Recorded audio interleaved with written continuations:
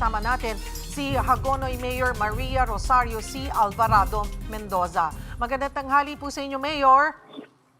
Magandang tanghali po, Ma'am Cheryl. Opo. Mayor, kumusta na po ang ating bayan? Kumusta po ang panahon at ang sitwasyon dyan sa Hagonoy?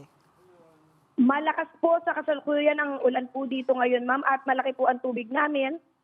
Dulot po ng high tide at pinapalaki pa po ito dahil po sa habagat na ating pong nararanasan sa ngayon. Opo. Pag sinabi po nating mataas ang tubig baha, hanggang gaano kataas po ito, Mayor?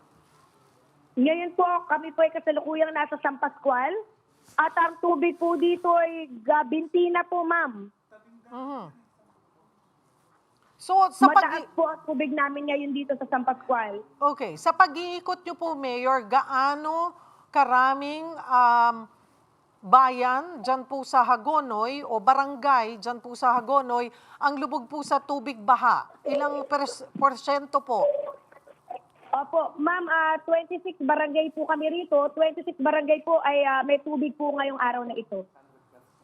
So 100% lubog sa tubig baha. Opo, ma'am. Opo. May naiulat na po bang casualty or mga injuries po? Wala naman po, ma'am, sa ngayon at kami naman po ay sa evacuation po namin, meron po tayong 247 families po na naka-evacuate. 247 lamang na families po. Opo, ma'am, kasi alam mo naman po ang bayan ng Hagonoy, kahit po ba ang bahay, di naman po lilikas ang ating mga kababayan, sila po yung nag-i-stay pa rin sa kanila po mga tahanan. Mhm. Gaano na po kalaki ang estimate na pinsala? Ilang araw na ho ba or linggo ba? Although hindi naman na po nawawala dyan ng tubig baha, ano? Dyan po sa ating bayan, kahit wala namang ulan or bagyo, basta high tide. Yung tubig nararamdaman na sa mga kalsada. Pero yung dulot po nitong habagat at mga nagdaang bagyo ay gaano nakatagal po ang baha na nararanasan po dyan sa Hagonoy? Magdadalawang linggo na po kami, ma'am, na dire-diretso po ang laki po ng tubig.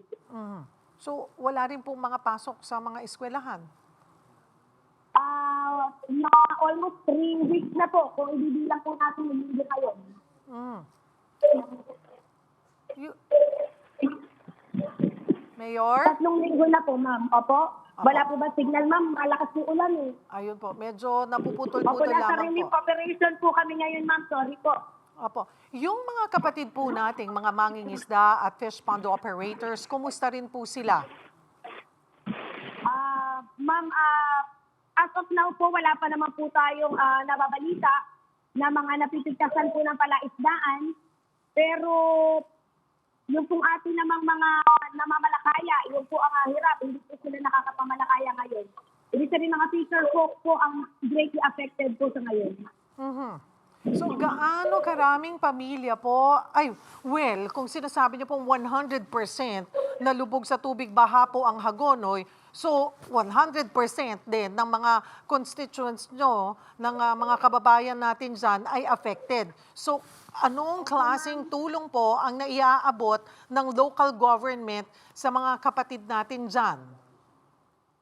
Ma'am, kami po ay nakapagpamahagi na po ng relief operation for ating po mga DFWD boxes. Naka 30,000 na po kami na families. Ngayon po ay nandito po kami sa San Pascual, Santa Cruz at dapat po ay Ibayo. 30,000 pa po yung aming bilang ng pamilya na bibigyan po namin simula po ngayong araw na ito.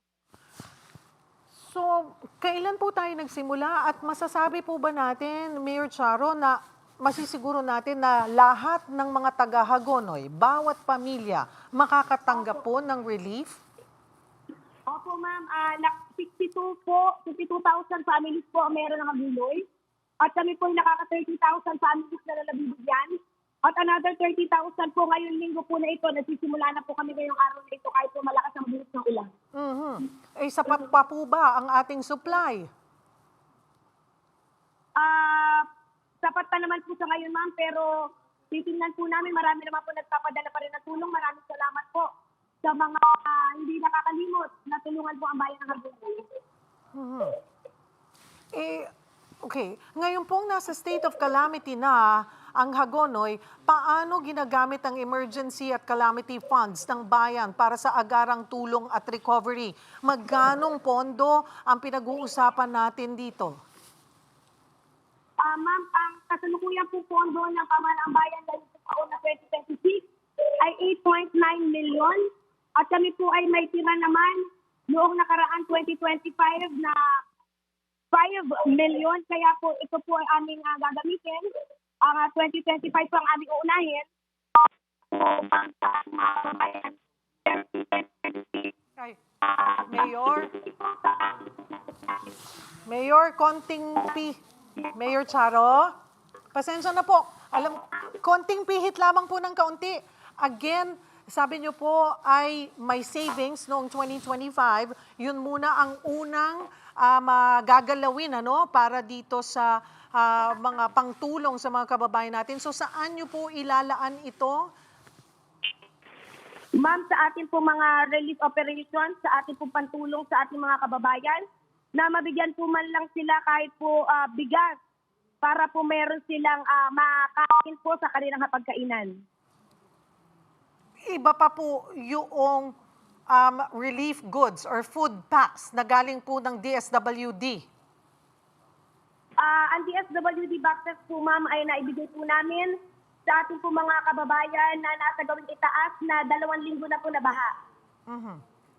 So you're saying po na, okay, yun pong sinasabi nyo na sisiguraduhin nyo na lahat ng pamilya po sa Hagonoy ay makakakuha ng tulong. Ito po ba ay yung pong relief goods or yung food packs na galing sa DSWD? Ma'am, ang relief goods lamang po na bigay ng DSWD at nagpapasalamat po tayo ay 15,000 po na packs. Hindi po kakasa ito. Kaya po ang Pamahalang Bayan naman na mag-augment para po mapunan namin yung kakulangan po naman na supply na binigay po sa amin ng DSWD. Kailan nyo po masisiguro na lahat po ay maaabutan na ng tulong? Ay opo, ma'am. Dahil tayo po'y personal na kasama na bumababa po para po makakabuksan po ang ating mga kababayan at masigurado po na lahat ng pamilya ay mabibigyan.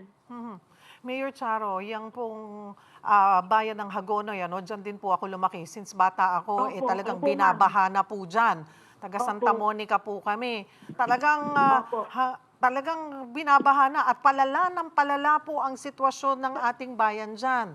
Ano ho ba Yes ang po, ma'am. pangmatagalan or permanenteng nakikita niyong solusyon para malunasan yung mga pagbaha sa Hagonoy? May solusyon nga bang pwedeng mangyari? Sabi ko nga po, habang may buhay may pag-asa at umaasa po kami na darating din po yung panahon na magkakaroon po ng tamang plano, tamang implementasyon at ito po'y babantayan natin, ma'am. Nandito na po, ma'am, yung ating naiisip na sana po ay magawa ng plano ng DPWH.